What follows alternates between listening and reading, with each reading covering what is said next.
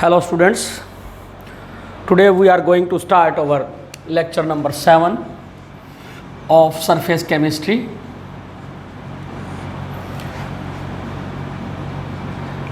In lecture 6 we discuss about the classification of colloidal on the basis of affinity between dispersed phase and dispersion medium. And there we classified the colloidal into two categories, that is lyophilic and the lyophobic. So today's lecture we will start with the differences between lyophilic and lyophobic colloidals. Lyophilic colloidal, and second one is lyophobic colloidals. What are the difference between them? So the first thing that we are going to discuss is their ease of formation, how easily they can be prepared. I told you during the classification of these colloidals that lyophilic colloidals can be easily prepared by shaking the dispersed phase with the dispersion medium. You can prepare it very easily. So these are easy to prepare. These are easy to prepare and can be prepared by shaking dispersed phase with dispersion medium.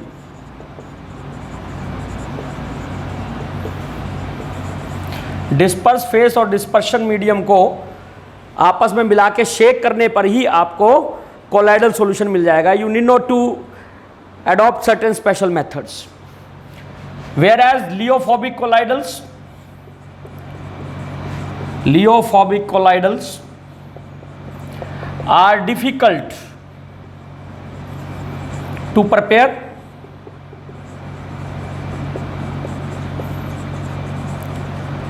and can be prepared by certain special methods.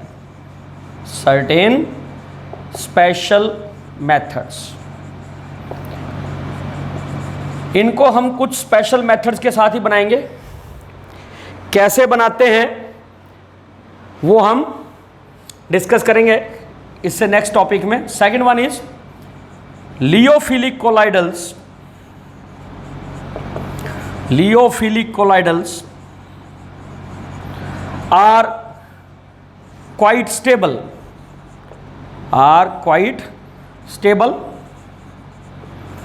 and cannot be coagulated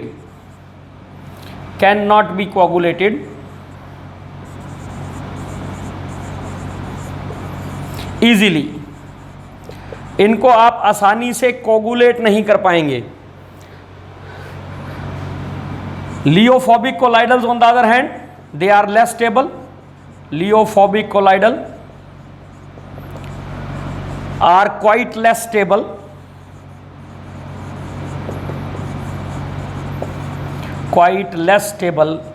and can be easily coagulated.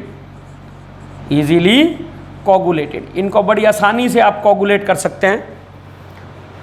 Third one is lyophilic colloidals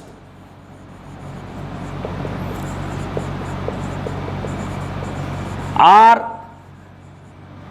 reversible in nature. ये reversible होते हैं. मैंने जब ये classification की थी तब भी बताया था कि अगर लियोफिलिक कोलाइडल में से किसी वजह से अगर आपका डिस्पर्शन मीडियम रिमूव भी हो जाता है तो आप दोबारा से उसके अंदर डिस्पर्शन मीडियम डाल के शेक करेंगे तो you will get the lyophilic colloidal. So they are reversible. Lyophobic colloidals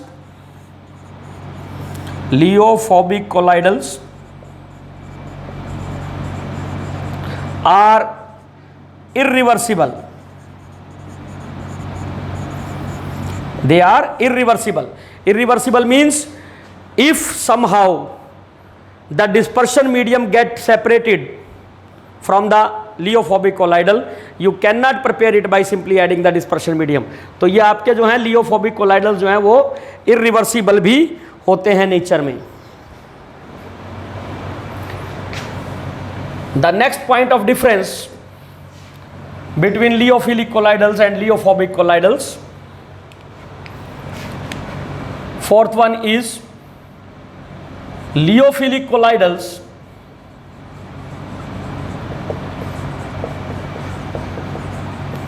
are heavily hydrated. Hydrated word मैं यूज कर रहा हूं अगर हमारा डिस्पर्शन मीडियम वाटर हो, और सॉल्वेटेड अगर आपके वाटर के अलावा कोई दूसरा मीडियम है तो हम कहते हैं सॉल्वेटेड, हैवीली सॉल्वेटेड. कहने का मतलब यह है कि इसके अंदर जो कोलाइडल पार्टिकल होगा that will be surrounded by a large number of dispersion medium particle, वो उसके साथ जुड़ जाएंगे सरफेस के ऊपर.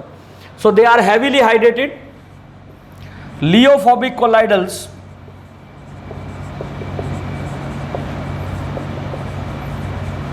are not much hydrated,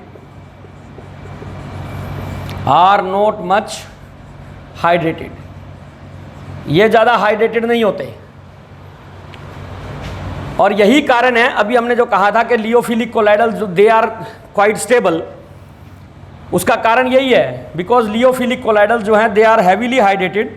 so as a result of hydration और solvation these particles do not come close, and as a result they do not coagulate. Fifth one is viscosity of liyophilic colloidals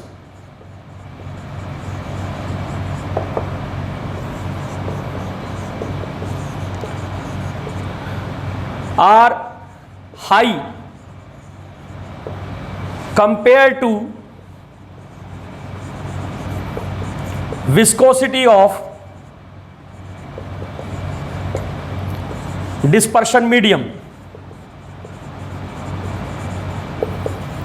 dispersion medium की viscosity के comparison में आपकी viscosity of लियोफिलिक colloidal जो है वो क्या हो जाएगी, ज्यादा हो जाएगी.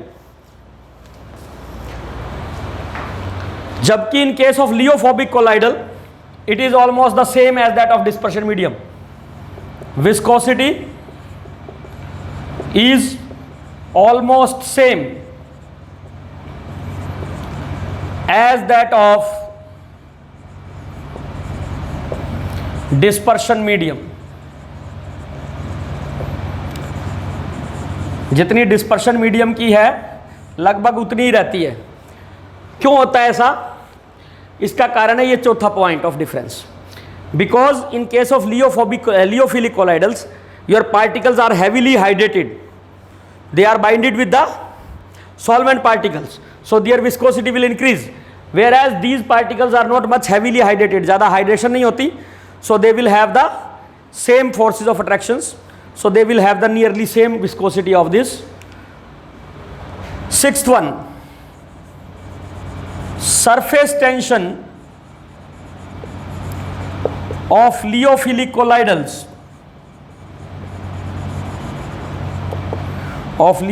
colloidals is less than that of dispersion medium. Dispersion medium से सरफेस टेंशन जो होगी आपकी लियोफिलिक कोलाइडल्स की वो क्या हो जाएगी, कम हो जाएगी. Whereas in case of lyophobic colloidals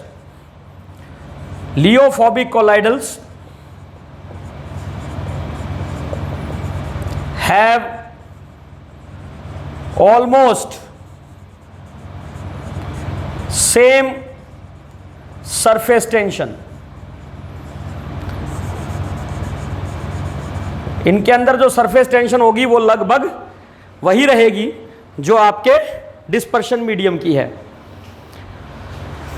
next point of difference is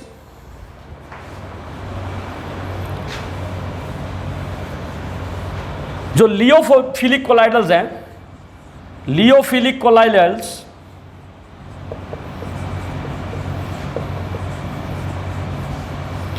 मे और मे नॉट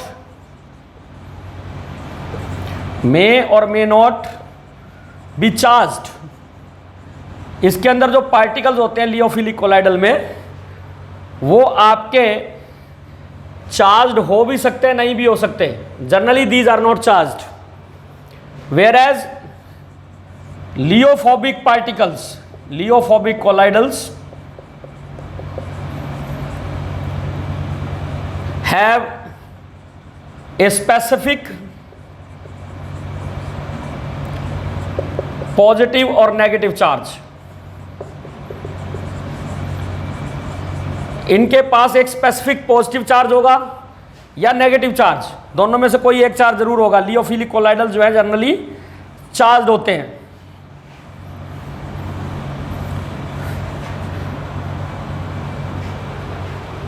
आठवां पॉइंट ऑफ डिफरेंस इनके बीच में है, दे मे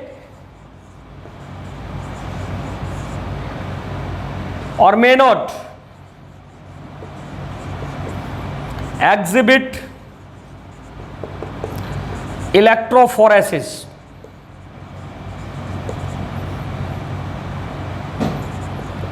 ये इलेक्ट्रोफोरेसिस शो भी कर सकते हैं, नहीं भी शो कर सकते हैं। इलेक्ट्रोफोरेसिस हम इसी चैप्टर में आगे पढ़ेंगे। इलेक्ट्रोफोरेसिस में क्या होता है, movement of particles of colloidal होती है under the influence of electrical field. They exhibit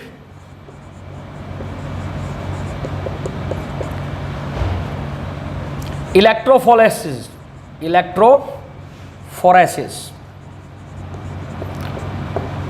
जो आपके लियोफोबिक कोलाइडल हैं वो डेफिनेटली इलेक्ट्रोफोरेसिस शो करेंगे। Ninth, लियोफिलिक colloidal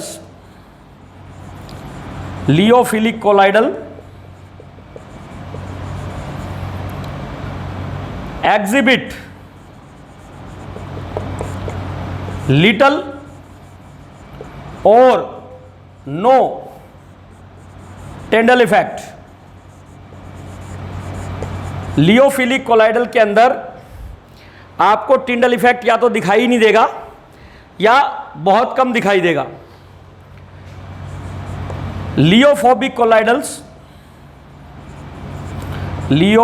colloidals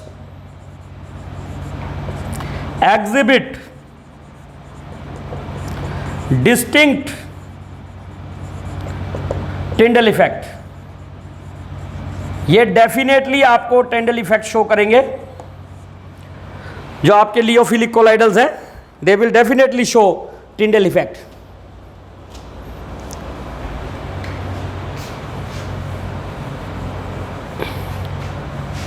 the next is lyophilic colloidals are formed by organic molecules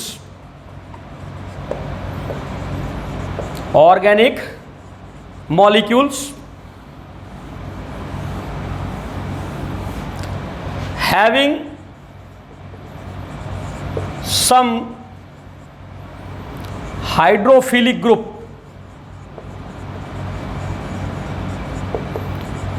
such as OH, NH2, COOH etc। ये generally organic substances होते हैं जो electrophilic आपके कोलाइडल बनाते हैं।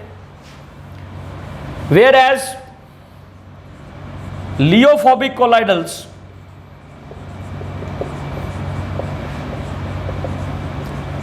are formed by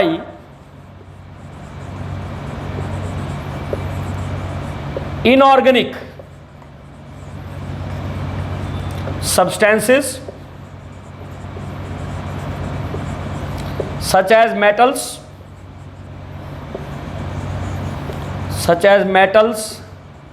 metal sulfides, metal oxides, etcetera.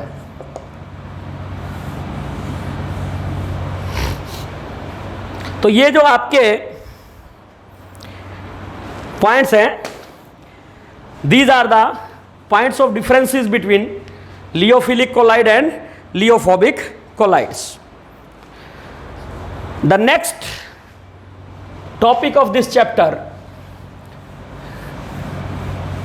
क्योंकि हम classification of colloidals पे चल रहे हैं, तो we will be the discussing the next type of classification of colloidals.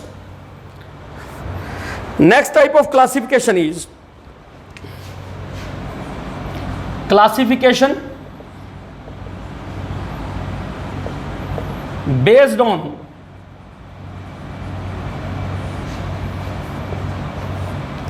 nature of dispersed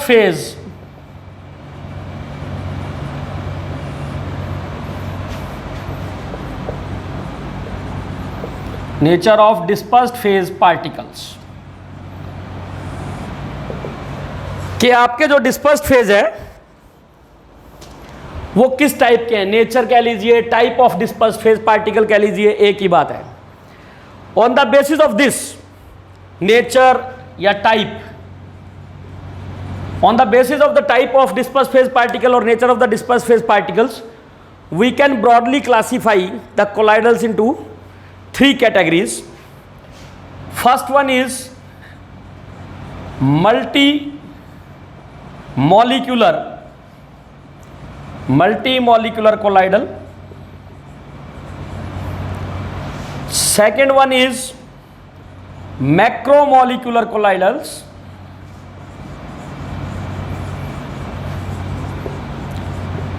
Third one is associated colloidal. So these are the three categories in which we can classify the colloidals on the basis of the type of the dispersed phase particles or the nature of the dispersed phase particles. Let us discuss these one by one. The first one is multimolecular colloidal. Multimolecular colloidals में क्या होता है, अगर हम किसी dispersed phase को dispersion medium में डालें, इसको हम डिस्पर्स करें in dispersion medium, and the particle size of this dispersed phase particles, it is less than 1 nanometer.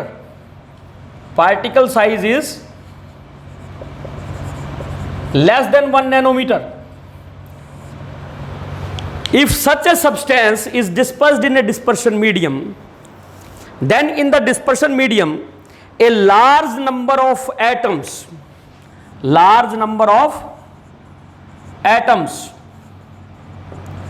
or molecules of that substance will aggregate means इकट्ठे हो जाएंगे बहुत सारे एटम्स और मॉलिक्यूल्स जिनका साइज 1 नैनोमीटर से कम था, और they will attain the size of a colloidal particle, और वो कोलाइडल पार्टिकल के रेंज के साइज को अटेन कर लेंगे. That is their size will grow up between 1 nanometer and the 100 nanometer. 1 nanometer और 100 नैनोमीटर के बीच में आ जाएगा उनका साइज, कोलाइडल बन जाएगा. तो जो हमारा जो एग्रीगेट पार्टिकल बना उसको हम कहते हैं मल्टीमोलिकुलर कोलाइडल. क्या कहते हैं इसको? मल्टीमोलिकुलर कोलाइडल. इसके अंदर जो आपके कोलाइडल पार्टिकल होते हैं, ये ध्यान रखना है, they may be of variable size. उनके साइज अलग अलग हो सकते हैं.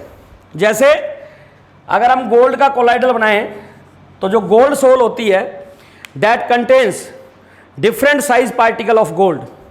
इसी तरीके से सल्फर को अगर हम डिस्पर्स करें डिस्पर्शन मीडियम में, then a large number of S8 molecules of sulfur, they aggregate together, वो इकट्ठे होंगे and they will be forming the particles of colloidal dimension.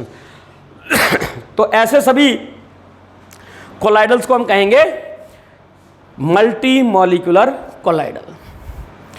Now the second type of colloidal in this category is macromolecular colloidals. Next type is macromolecular colloidals. मैक्रोमोलिक्यूलर colloidals क्या होते हैं? हमारे पास बहुत से naturally occurring या मैन मेड पॉलीमर्स हैं.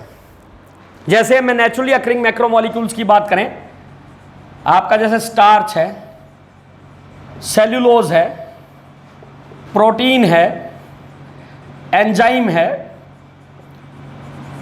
These are the macromolecules, that is they are the molecules of large molecular mass. When such substances they are added to a dispersion medium, जब इनको dispersion medium में डालते हैं हम, then the size of their particle in the dispersion medium is in the range of colloidal dimension. तो इनके particle का size colloidal dimension की रेंज में आता है. मतलब ये है कि इनको डिस्पर्शन मीडियम डालने के बाद जो सॉल्यूशन बनता है दैट इज ए कोलाइडल. कैसे बना? Simply by addition of macromolecules with high molecular mass, उनका सीधा कोलाइडल बन गया. तो ऐसे जो कोलाइडल बनते हैं उनको हम कहते हैं मैक्रोमोलिक्यूलर कोलाइडल. ये तो आपके नेचुरली अक्रिंग मैक्रोमोलिक्यूलर हैं. सिंथेटिक की बात करें, पॉलीस्टाइरीन है, पॉलीथीन है, जो आदमी ने लैब में बनाए हैं, वो मल्टी मैक्रोमोलिकुलर कोलाइडल कहेंगे. The third type is associated colloidals. Associated colloidals. Associated colloidals क्या होते हैं? Let us begin it with a example. हमारे पास कुछ सरफेस एक्टिव सब्सटेंसेस होते हैं जिसके अंदर हमारे सारे के सारे सोप्स, डिटर्जेंट्स, ये सब के सब आते हैं. जैसे सोप्स की अगर बात करें हम, तो सोप्स क्या हैं? सोप्स आर योर सोडियम और पोटेशियम, सोडियम और potassium salt of higher fatty acids. Higher fatty acids. Higher fatty acids का मतलब हाई मॉलिक्यूलर मास के एसिड्स का सोडियम या पोटेशियम साल्ट, जैसे sodium stearate, sodium playmate, like that. तो ये जो आपके साल्ट्स होते हैं इनको हम जर्नल में रिप्रेजेंट कर सकते हैं RCOONA, where R is the alkyl chain of the organic acid whose salt is this sodium. This chain is generally quite large, 16 to 17 carbon तक की चेन हो सकती है इसके अंदर. जब ऐसे सब्सटेंसेस को हम लो कंसंट्रेशन में डालें, पानी में, low concentration in water, small मात्रा में, कम मात्रा में अगर इनको पानी में डालें तो they behave like a strong electrolyte. They behave like strong electrolyte. Strong electrolyte की तरह बिहेव करेंगे ये, और ये आपका टूट जाएगा RCOO- प्लस Na प्लस में. अब ये जो कार्बोक्सिलेट आयन बना, this carboxylate ion is having two ends. इसके दो पार्ट है, RCOO-. ये जो नेगेटिव एंड है this is your hydrophilic and, और जो ये आपका R है it is hydrophobic and, water hating है ये. तो लो कंसंट्रेशन के ऊपर तो ये स्ट्रॉन्ग इलेक्ट्रोलाइट की तरह बिहेव करेंगे, लेकिन जैसे जैसे आप इनकी कंसंट्रेशन बढ़ाते चले जाएंगे और सोप डालते चले जाएंगे, they will large number of molecule will aggregate. Higher concentration पे क्या होता है, लोअर कंसंट्रेशन पे तो सिंपली क्या है कि जो ये हाइड्रोफिलिक एंड है ये आपके वाटर की तरफ होता है, और हाइड्रोफोबिक एंड जो है वो सरफेस पे ऊपर बाहर की तरफ होता है हाइड्रोफोबिक एंड से. लेकिन हाई कंसंट्रेशन पे what happens is these particles do not remain on the surface, ये सरफेस पे नहीं रहते, they are pulled inside the bulk, और वहां बल्क के अंदर जाके ये एक हायर लार्जर साइज का पार्टिकल बना देते हैं, स्फीरिकल, विच इज कॉल्ड ए मीजल। इसको हम कहेंगे मीजल। ये नेगेटिव एंड है, ये बाहर की तरफ रहेंगे, और जो हाइड्रोफोबिक चेन है that will B pointing towards the centre of the sphere. और ये जो एसोसिएशन के बाद, एग्रीगेशन के बाद जो पार्टिकल बना, इसको हम बोलते हैं एसोसिएटेड कोलाइडल, और इनको एक और नाम से जानते हैं हम, इनको बोलते हैं मीजल। तो ये मीजल बन जाएंगे, they will be of colloidal dimensions. तो ऐसे जो हमारे कोलाइडल्स हैं उनको हम बोलते हैं associated colloidal. But this micelle formation it do not take place at all the temperature. There is a temperature above which the that micelle formation take place, उसको हम कहते हैं Krafft temperature, that is called Krafft temperature. इसी तरीके से there exist a certain minimum concentration of these substances which is required for the formation of micelle. उससे कम concentration पे मीजल फॉर्मेशन नहीं होती, उसको हम बोलते हैं CMC, that is critical micelle concentration. अगर इससे कम कंसंट्रेशन होगी तो मीजल फॉर्मेशन नहीं होगा, और क्राफ्ट टेम्परेचर से कम टेम्परेचर होगा तब भी मीजल फॉर्मेशन नहीं होगा। तो ये ध्यान रखनी है दो चीजें आपने, कि what is Krafft temperature, it is that temperature above which the micelle formation take place, and what is critical micelle concentration, it is that minimum concentration of an electrolyte which is required for the formation of measle, that is called CMC. These are called associated colloidal. Micelle formation के बारे में आपने 10th में भी कुछ पढ़ा हुआ है, और उसी को हम यहां रिपीट करते हैं। आपको 10th में पढ़ाया गया था cleansing action of soap.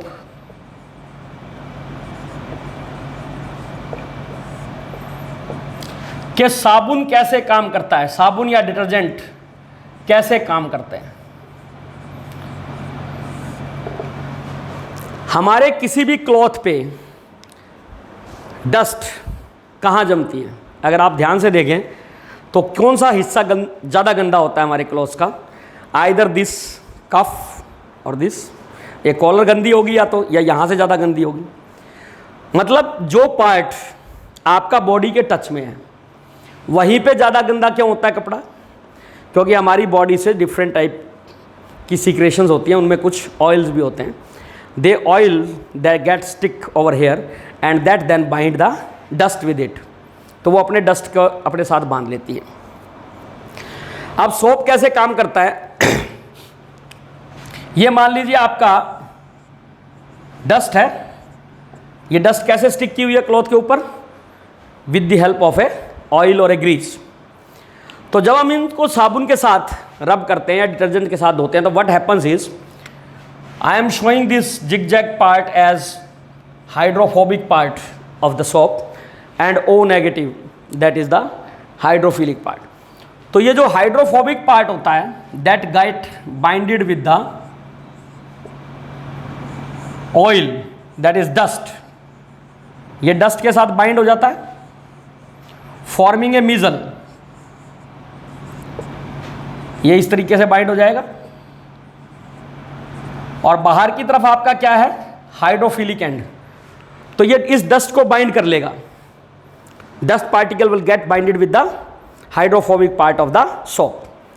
Now when we rinse the cloth with running water, running water के साथ जब इसको रिंस करेंगे, हम पानी में से निकालते हैं ना बाद में साबुन लगाने के बाद, तो ये जो हाइड्रोफोबिक एंड्स हैं, hydrophilic ends, they will bind with the water molecules. ये क्या करेंगे, वाटर मॉलिक्यूल के साथ एफिनिटी है इनकी, वाटर लविंग है, so they will bind with the water molecule and then will get away with the running water, तो आपके बहते हुए पानी के साथ ये पूरा का पूरा सिस्टम बाहर चला जाएगा, तो डस्ट को भी अपने साथ ले जाएगा, and in this way your cloth will be cleared.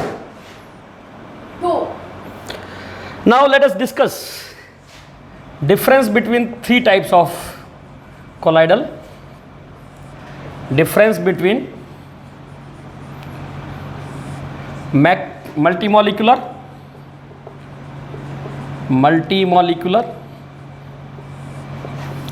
macromolecular,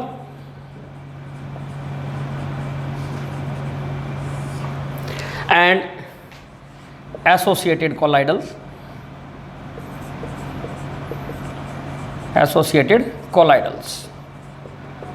I just tell you out in three. Here the macromolecular colloidals, multimolecular,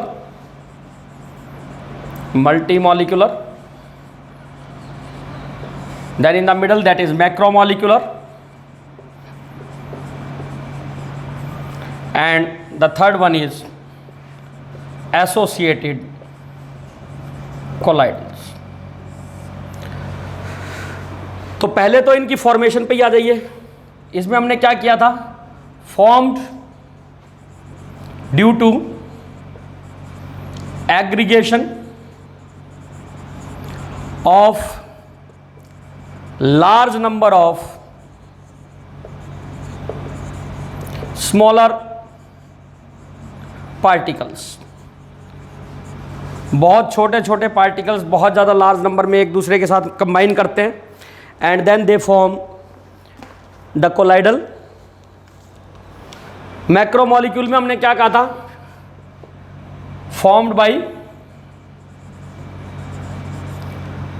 large molecules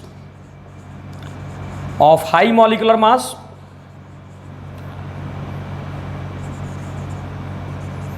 सीधा सीधा इससे बनता है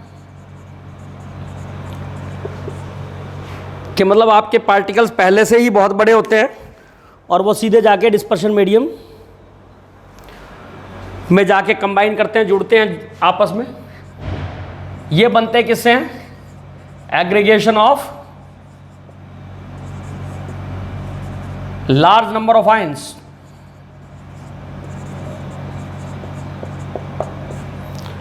दूसरा डिफरेंस क्या है, पार्टिकल्स जो इनको बनाते हैं, particles are of low molecular mass, इसमें high molecular mass, and in case of associated colloidals this is also high molecular mass. ये भी आपके हाई मॉलिक्यूलर मास के ही होते हैं जनरली. मैंने कहा था हैवी जो हायर फैटी एसिड्स है वो बनाते हैं.